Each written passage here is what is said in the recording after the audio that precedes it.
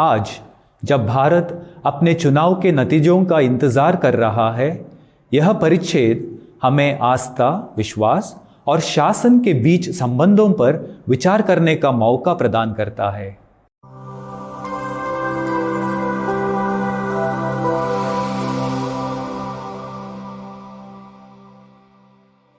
सबों को जय यीशु। ख्रिस्त में प्रिय भाइयों और बहनों, आज के सुसमाचार अंश में प्रभु यीशु को एक ऐसे प्रश्न का सामना करना पड़ता है जो उसे फंसाने के लिए था।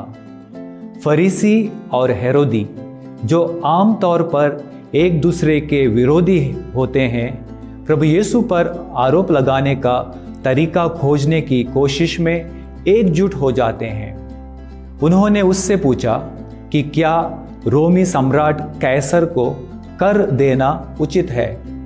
यह प्रश्न राजनीतिक और धार्मिक निहितार्थों से भरा हुआ है।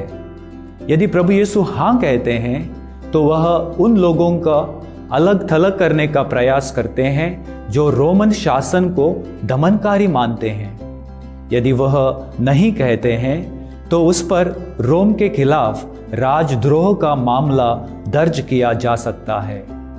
प्रभु यीशु कहते हैं, जो कैसर का है उसे कैसर को दो और जो ईश्वर का है उसे ईश्वर को। वह ना तो सीधे तौर पर रोमन अधिकारियों का विरोध करता है और ना ही उनकी अनदेखी करता है। आज जब भारत अपने चुनाव के नतीजों का इंतजार कर रहा है, यह परिच्छेद हमें आस्था, विश्वास और शासन के बीच संबंधों पर विचार करने का मौका प्रदान करता है।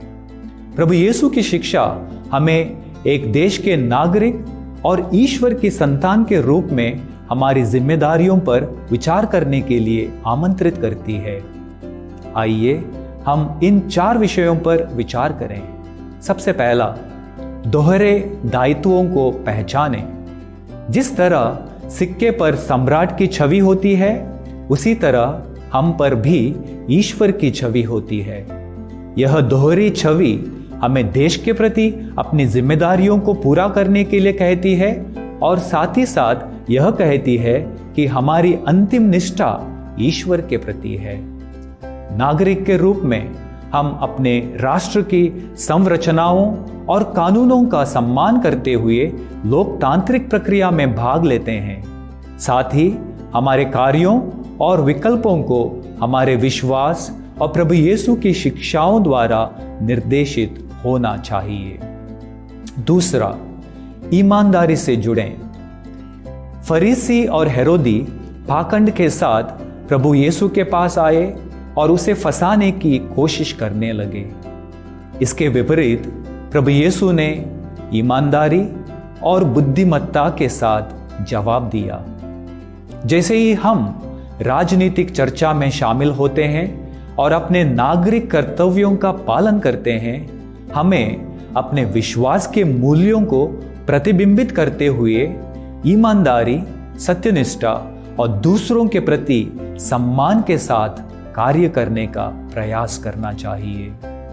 तीसरा, सामान्य भलाई की तलाश करें। कैसर का जो है उसे कैसर को दो। इस आह्वान को न्याय संगत शासन का समर्थन करने और आम भलाई में योगदान देने के आह्वान के रूप में देखा जा सकता है।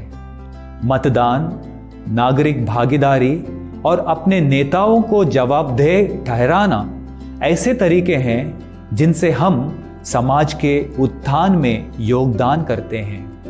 हमारा विश्वास हमें उन नीतियों और नेताओं की वकालत करने के लिए मजबूर करता है जो न्याय, शांति और हर व्यक्ति की गरिमा को बढ़ावा देते हैं। चौथा, ईश्वर पर आशा और भरोसा बनाए रखें। चुनाव परिणाम भावनाओं का मिश्रण ला सकते हैं। आशा, निराशा, प्रत्याशा। परिणाम चाहे जो भी हो, हमें याद दिलाया जाता है कि हमारी अंतिम आशा और भरोसा सांसारिक शक्तियों में नहीं बल्कि ईश्वर में है।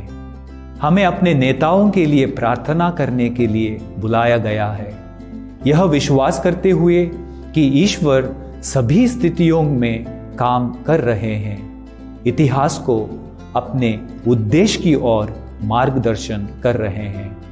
जैसे कि हम संत मार्कुस का सुसमाचार अध्याय 12 पद संख्या 13 से 17 में प्रभु यीशु के शब्दों पर विचार करते हैं।